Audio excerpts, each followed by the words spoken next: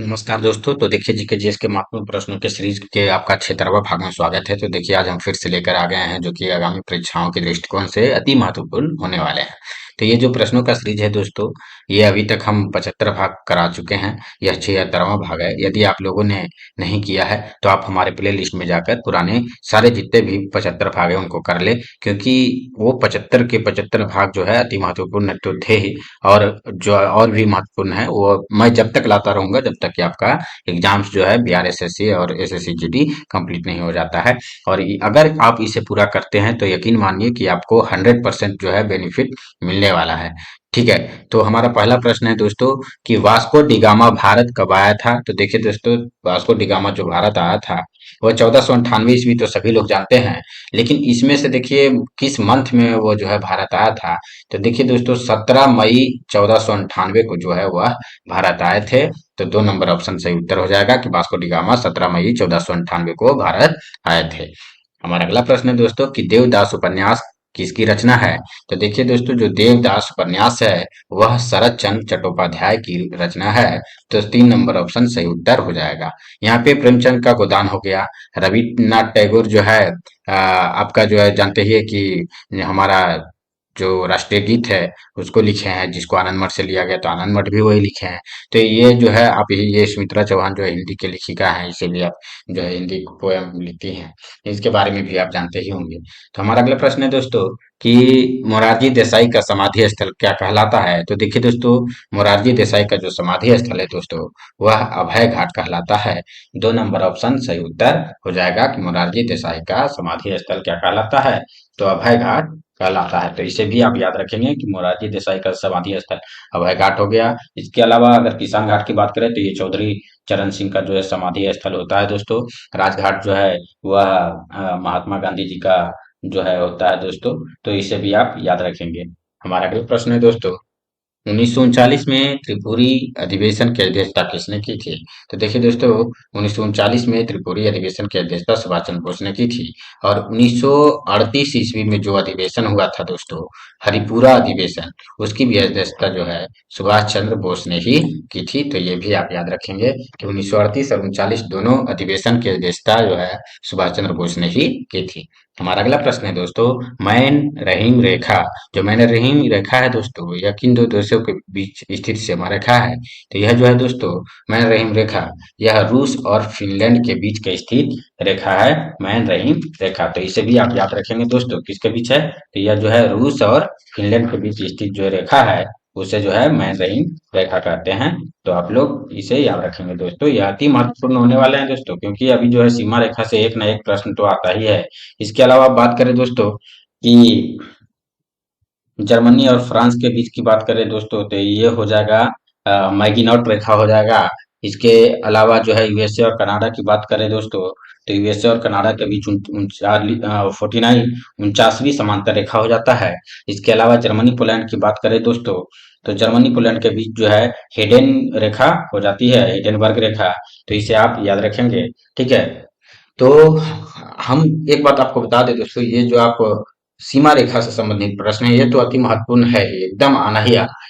इसके अलावा जो जो देश सीमा रेखा से बीच है, तो आप मैप को देखकर उन देशों को भी आप याद करेंगे तो ज्यादा आसानी से याद होगा।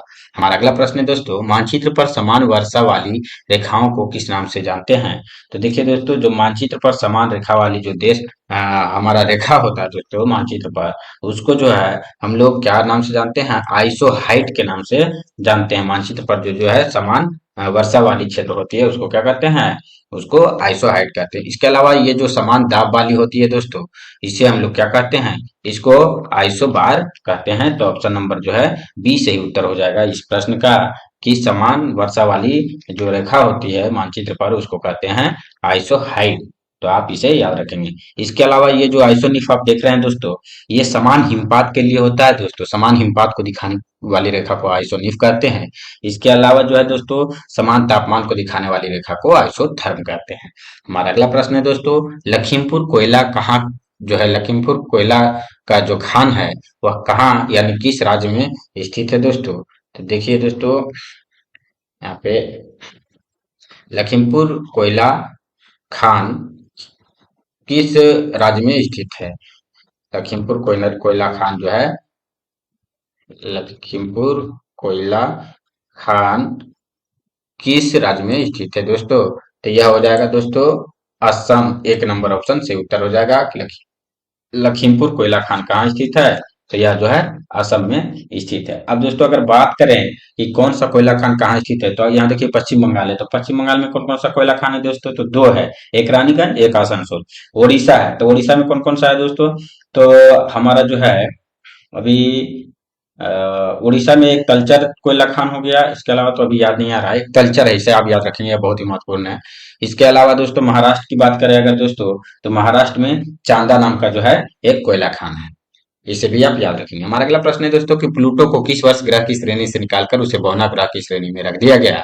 तो देखिए दोस्तों 2006 ईस्वी में जो है प्लूटो को क्या किया गया, ग्रह की श्रेणी से निकाल करके और उसको जो है बौना ग्रह की श्रेणी में रख दिया गया। यानी कि 2006 में जो अंतर्राष्ट्रीय खगोलीय जो अंतर्राष्ट्रीय खगोलीय संघ जो होते हैं, उनकी महासभा की बैठक में प्लूटो ग्रह की को जो है उसे इस श्रेणी से ग्रह की श्रेणी से निकालकर बौना ग्रह की श्रेणी में रख दिया गया। इसलिए इसके हटने के बाद जो है ग्रहों की संख्या 9 से घटकर कितनी हो गई, 8 हो गई। इसे भी आप याद रखेंगे। हमारा अगला प्रश्न है दोस्तों कि चकमा जनजाति किस राज्य में निवास करती है? तो देखिए दोस्तों जो चकमा जनजाति होती है दोस्तों, वह मिजोरम में निवास करती है। अब बात करें झारखंड की दोस्तों, तो झारखंड में मुंडा, हो, ओराव, कोरबा, असुर, भूइयां, भूमिज, ये सारी जनजाति निवास करती है। इसके अलावा अगर बात करें दोस्तों कि ये पश्चिम बंगाल में, तो देखिए पश्चिम बंगाल में झारखंड में जो भी जनजातियां पाई जाती है, वह जो है उनमें से बहुत सारी जनजातियां जो है कहाँ, पश्चिम बंगाल में भी पाई जाती है। तो इसे आप याद रखेंगे। जैसे संथाल हो गया, तो संथाल जो उड़ीसा, पश्चिम बंगाल एवं झारखंड में पाई जाती है, तो आप याद रखेंगे कि संथाल तो पक्का होगा।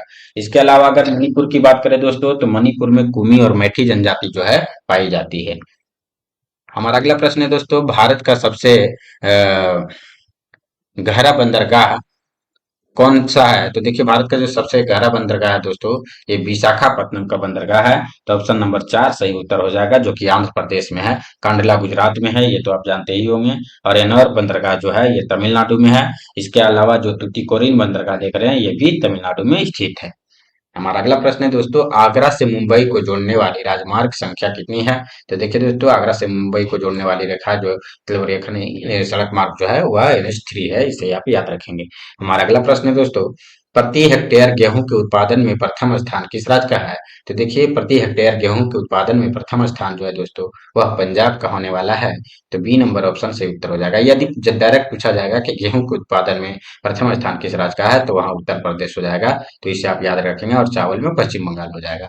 हमारा अगला प्रश्न है दोस्तों कि मक्का कैसी फसल है? तो देखिए दोस्तों जो मक्का है दोस्तों वह खरीफ फसल होती है। वहीं जो है गेहूं, सरसों, ये सब जो हो गया दोस्तों, राई, ये सब जो है वो रबी फसल होती है दोस्तों। हमारा अगला प्रश्न है दोस्तों टिस्को कंपनी की स्थापना कब की गई थी? तो देखिए दोस्तों 1907 ईस्वी में जमशेदजी टाटा ने जो है टाटा नगर में जो है टिस्को कंपनी की स्थापना की थी। और उन्हीं के नाम पर जो है टाटा नगर का नाम जमशेदपुर कर हो गया था दोस्तों। तो टाटा को दो नाम से जानते हैं, टाटा नगर और जमशेदपुर के नाम से। तो इसे भी आप याद रखेंगे। 1907 ईस्वी में जमशेदजी टाटा ने जो है टिस्को कंपनी की स्थापना किए थे। हमारा अगला प्रश्न है भारत का पहला परमाणु शक्ति केंद्र कहाँ स्थापित हुआ? तो देखिए दोस्तों भारत का पहला परमाणु शक्ति केंद्र जो है वह महाराष्ट्र में स्थापित हुआ। इसे आप याद रखेंगे कि इसमें आपको याद रखने में कठिनाई नहीं होना चाहिए दोस्तों, क्योंकि सभी लोग जानते हैं कि जो भारत का पहला परमाणु शक्ति केंद्र है वह महाराष्ट्र में स्थापित हुआ था। ठीक है। और इसके अलावा उत्तर प्रदेश में नरौरा नाभिकीय शक्ति केंद्र भी स्थित है। इसके अलावा भारत का जो ये तो जो आप देख रहे हैं ये तारापुर में है। ये भारत का पहला परमाणु शक्ति केंद्र तारापुर महाराष्ट्र में है। और अगर गुजरात की बात करें दोस्तों, तो गुजरात में कौन सा है, काकरापाड़ा है, जो कि बहुत ही महत्वपूर्ण है। यह बार बार आता है काकरापाड़ा परमाणु शक्ति केंद्र कहाँ है, तो गुजरात में है। और इसके अलावा दोस्तों अगर राजस्थान की बात करें तो यहाँ रावत भाटा हो गया। कर्नाटक की बात करें दोस्तों तो कर्नाटक में कैगा परमाणु संयंत्र केंद्र हो गया। तो इसे आप याद रखेंगे। हमारा अगला प्रश्न है दोस्तों सबसे शुद्ध कोयला कौन सा होता है? तो देखिए दोस्तों पीट तो सबसे खराब हो गया, एंथ्रासाइड जो होता है दोस्तों वह सबसे अच्छा माना जाता है, इसके बाद बिटुमिनस, उसके बाद लिग्नाइट, तब पी। या आप इसे याद रखेंगे। हमारा अगला प्रश्न है दोस्तों, नदियों द्वारा मिट्टी का जमाव क्या कहलाता है? तो देखिए दोस्तों, नदियों द्वारा जो मिट्टी का जमाव होता है दोस्तों उसे एलुवियल कहते हैं, तो बी नंबर ऑप्शन से उत्तर हो जाएगा। हमारा अगला प्रश्न है दोस्तों, रूस की संसद का नाम क्या है? तो देखिए दोस्तों, रूस की संसद का नाम जो है वो कोर्टेस होता है, तो 4 नंबर ऑप्शन सही उत्तर हो जाएगा कि रूस की संसद का नाम क्या है, कोर्टेस है। वहीं जापान का राइट हो जाएगा दोस्तों। राष्ट्रीय पंचायत कहाँ का हो गया? तो राष्ट्रीय पंचायत नेपाल का हो गया दोस्तों। इसके अलावा अगर बात करें नेशनल असेंबली, तो ये पाकिस्तान का हो गया दोस्तों। तो इसे आप याद रखेंगे। हमारा अगला प्रश्न है दोस्तों कि लाल बहादुर शास्त्री प्रधानमंत्री किस कार्यकाल के दौरान रहे थे? यानी कि लाल बहादुर शास्त्री जो है किस कार्यकाल के दौरान प्रधानमंत्री थे? तो देखिए दोस्तों, ये 1947 से 64 तो पंडित जवाहरलाल नेहरू जी थे। उसके बाद ये 64 से 66 में लाल बहादुर शास्त्री रहे थे, जबकि ये 66 से 77 में जो है इंदिरा गांधी रही थी। तो इसे आप याद रखेंगे कि कौन रही थी, तो 66 से 77 में इंदिरा गांधी रही थी। उसके बाद 80 से 84 में जो है इंदिरा गांधी रही थी। हमारा अगला प्रश्न है दोस्तों, जम्मू कश्मीर व लद्दाख को केंद्र शासित प्रदेश का दर्जा कब दिया गया? तो देखिए दोस्तों, 31 अक्टूबर 2019 को जो है वो जम्मू कश्मीर व लद्दाख को जो है केंद्र शासित प्रदेश का दर्जा दिया गया। इसके अलावा 26 जनवरी 2020 को दोस्तों दादर व नागर हवेली और जो हमारा दमन एंड दीव है उसको एक कर दिया गया मिलाकर। तो पहले 7 था, फिर 9 हुआ, फिर इसको जब मर्ज कर दिया गया हमारा जो है दादर व नागर हवेली एवं दमन एंड दीव को, तो फिर से 8 हो गया। तो आप इसे याद रखेंगे। ये 31 अक्टूबर 2019 को जम्मू कश्मीर और लद्दाख को केंद्र शासित प्रदेश का दर्जा मिला। और वहीं पर जो है 26 जनवरी 2020 को दादर व नागर हवेली एवं दमन एंड दीव दीव को जो है मिला करके एक कर दिया गया, जिसकी राजधानी दमन कर दी गई। हमारा अगला प्रश्न है दोस्तों, इंसुलिन कैसा हार्मोन है? तो इंसुलिन जो होता है दोस्तों वह पेप्टाइड हार्मोन होता है, तो ये नंबर ऑप्शन सही उत्तर हो गया, ये पेप्टाइड होता है। हमारा अगला प्रश्न है दोस्तों, तालाबों और कुओं में निम्न में से किसके छिड़काव के कारण मच्छरों को नियंत्रित करने में मदद मिलती है? तो दोस्तों, गेम्बूसिया फिश को जो है छिड़काव करने से जो है वो तालाबों और कुओं में जो है मच्छरों को नियंत्रित करने में मदद मिलती है। हमारा अगला प्रश्न है दोस्तों, समुद्री जल द्वारा प्राप्त नमक को शुद्ध करने के लिए कौन सी विधि का प्रयोग किया जाता है, या कौन सी विधि प्रयोग में लाई जाती है? तो ये हो जाएगा रवाकरण की विधि, 1 नंबर ऑप्शन से उत्तर हो जाएगा। हमारा अगला प्रश्न है दोस्तों, निम्न में से किसका प्रयोग जंग रहित लोहा बनाने के लिए किया जाता है? तो देखिए, क्रोमियम का प्रयोग जो है जंग रहित लोहा बनाने के लिए किया जाता है। हमारा अगला प्रश्न है दोस्तों, किसी वस्तु का जड़त्व मापने के लिए कौन सी इकाई का प्रयोग किया जाता है? तो द्रव्यमान का प्रयोग किया जाता है किसी वस्तु का जड़त्व मापने के लिए। देखिए दोस्तों, इसके आगे का जो प्रश्न है दोस्तों वह करंट अफेयर्स का अति महत्वपूर्ण प्रश्न है, जो कि हम सिलेक्ट करके लाए हैं, और आगामी परीक्षाओं में तो एकदम जो है सटीक मानिए कि आप ये करंट अफेयर्स अगर करते जाएंगे तो लगभग करंट अफेयर आपका हो ही जाएगा, कुछ भी छूटेगा नहीं। तो हमारा करंट अफेयर का पहला प्रश्न और इस सीरीज का 26वां प्रश्न है कि हाल ही में बिम्स्टेक के महासचिव अ, का पदभार किसने संभाला? तो देखिए दोस्तों, अभी हाल ही में जो है महासचिव का जो पदभार है दोस्तों वह किसने संभाला है? तो ये इंद्रमणि जो पांडे जी देख रहे हैं, ऑप्शन नंबर 2, वो जो है अभी बिम्स्टेक का क्या संभाले हैं, पदभार संभाले हैं। इसके अलावा अगर बात करें दोस्तों, यहाँ पे देख रहे हैं आपकी विकासशील जी हैं, इसके अलावा रघु राम अय्यर जी है। तो रघु राम अय्यर तो अभी भारतीय ओलंपिक संघ ने जो है रघु राम अय्यर जी को जो है सीईओ नियुक्त किया है। और इसके इसके बाद जो है शशि सिंह जी हैं। अभी शशि सिंह जी को AIRIA का नया अध्यक्ष जो है चुना गया है, शशि सिंह जी को। और यहाँ पे विकासशील जो है इनको एशिया विकास बैंक का जो है कार्यकारी निदेशक नियुक्त किया गया है, इसे भी आप याद रखेंगे। हमारा अगला प्रश्न है दोस्तों, अग्निशमन और सेवा और नागरिक सुरक्षा के महानिदेशक के रूप में पदभार कौन संभाले हैं? तो देखिए, विवेक श्रीवास्तव जी जो है अग्निशमन सेवा और नागरिक सुरक्षा के महानिदेशक के रूप में जो है वो पदभार संभाले, कौन संभाले हैं? तो विवेक श्रीवास्तव ये जी जो है ये पदभार संभाले हैं, तो आप इसे याद रखेंगे, विजय श्रीवास्तव जी को। ठीक है। अब आप बात करें दोस्तों, तो जी राम मोहन राव ये क्या है? तभी जो जी राम मोहन राव है दोस्तों, हाल ही में सेबी का कार्यकारी निदेशक जो है इन्हें नियुक्त किया गया है। किन्हें? जी राम मोहन राव को सेबी का कार्यकारी निदेशक नियुक्त किया गया है।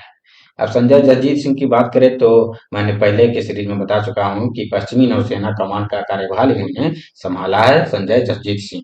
इसके अलावा अगर बात करें वी श्रीनिवास जी की, तो ये जो वी श्रीनिवास जी हैं अभी दक्षिणी नौसेना कमान के 30वें flag officer commanding in chief के रूप में जो है श्रीनिवास जी ने पदभार संभाला है। क्या? दक्षिणी नौसेना कमान के 30वें flag officer commanding in chief के रूप में। ठीक है। हमारा अगला प्रश्न है दोस्तों कि हाल ही में आईआईटी मंडी और किस आईआईटी के शोधकर्ताओं ने कैंसर की दवा बनाने के लिए पौधों की कोशिकाओं को इंजीनियर किया है।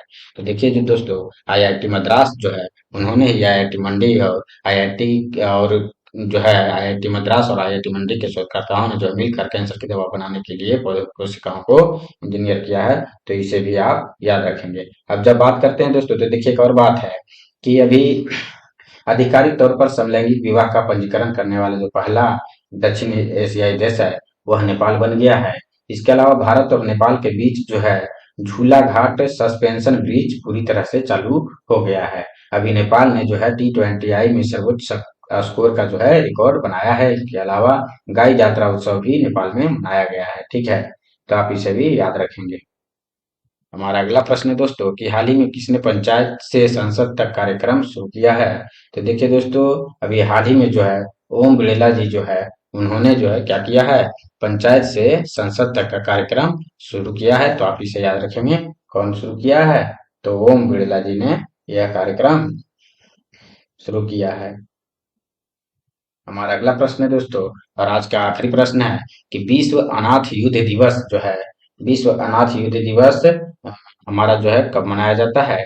तो विश्व अनाथ युद्ध दिवस जो है दोस्तों वह 6 जनवरी को मनाया जाता है। यह मैं पिछले सीरीज में भी लेकर आया था, शायद ध्यान नहीं है इसलिए मैं फिर से लेकर आ गया। 4 जनवरी की बात करें दोस्तों तो इस दिन विश्व ब्रेल दिवस मनाया जाता है जो बहुत ही महत्वपूर्ण है।